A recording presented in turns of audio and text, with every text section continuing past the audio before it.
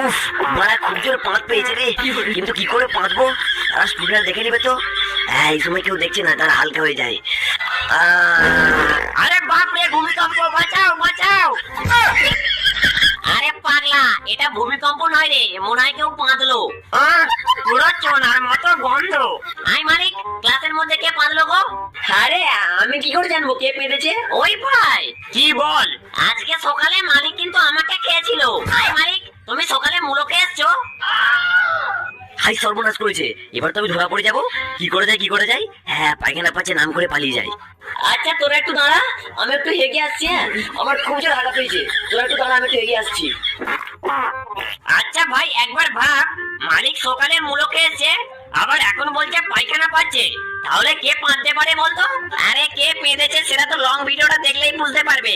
হ্যাঁ, ওই নিচের লিংকে টাচ করে ভিডিওটা দেখো আর প্রচুর হাসো।